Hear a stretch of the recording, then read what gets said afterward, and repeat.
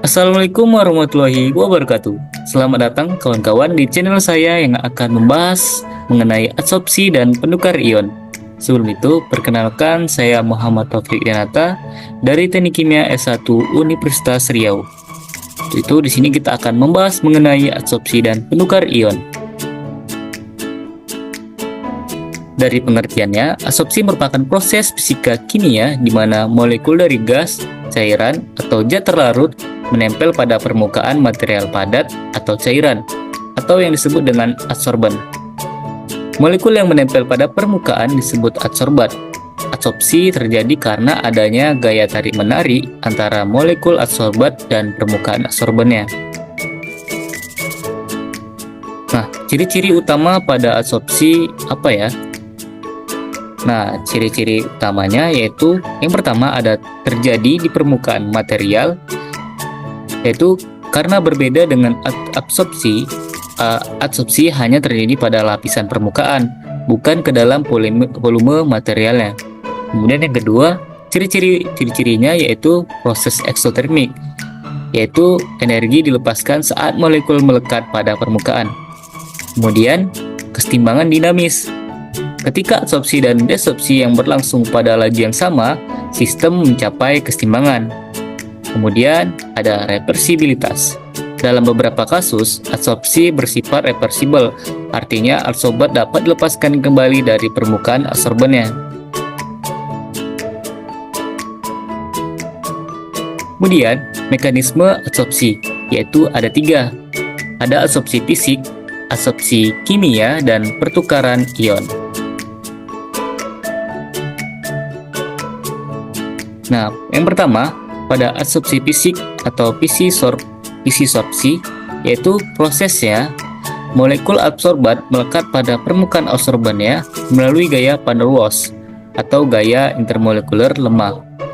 Pada karakteristiknya, yaitu yang pertama ada energi adsorpsi rendah, kemudian tidak melibatkan reaksi kimia, yang ketiga yaitu umumnya terjadi pada suhu rendah. Kemudian bersifat reversibel, artinya molekul itu dapat dilepaskan kembali. Contohnya pada adsorpsi fisik yaitu adsorpsi gas nitrogen pada karbon aktif. Kemudian yang kedua ada adsorpsi kimia atau remisorpsi, yaitu pada prosesnya molekul adsorbat membentuk ikatan kimia dengan permukaan adsorban. Dari karakteristiknya yaitu yang pertama dari energi adsorpsinya tinggi, kemudian bersifat spesifik, artinya hanya molekul tertentu yang dapat berinteraksi, kemudian biasanya tidak reversibel dan terjadi pada suhu tinggi. Contohnya adsorpsi hidrogen pada permukaan logam katalis seperti platina. Kemudian yang ketiga ada pertukaran ion. Pada pertukaran ion ini prosesnya yaitu molekul adsorbat membentuk ikatan kimia dengan permukaan adsorban. Dari karakteristiknya yaitu umum terjadi pada material adsorban seperti zeolit dan resin ion, dan digunakan pada pengolahan air dan pelunakan air keras. Contohnya zeolit yang bertukar ion dengan ion lainnya. Kemudian jenis material pada adsorban. Nah, jenis material pada adsorban yaitu ada yang pertama karbon aktif, dan yang kedua ada zeolit, yang ketiga dan ada silika gel. Dari karbon aktif sendiri, karakteristiknya yaitu terbuat dari karbon yang diaktifasi untuk menghasilkan pori-pori mikro. Yang kedua memiliki luas permukaan yang tinggi.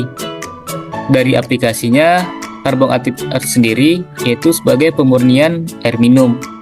Yang kedua ada penyaringan udara untuk menghilangkan bau dan racunnya.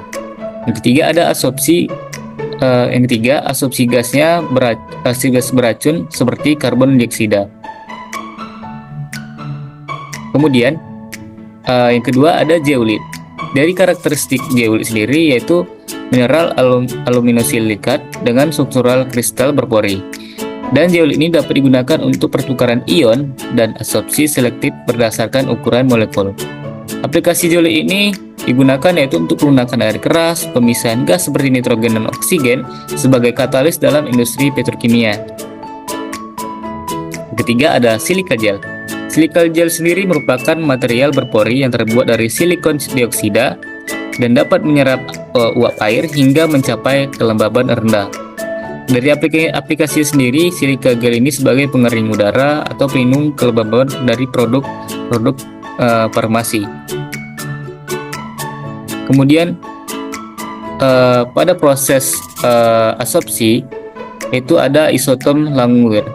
Jadi teori-teori menjelaskan pada proses adsorpsi yaitu ada dua proses, yaitu ada isotem Langmuir dan isotem Pauli.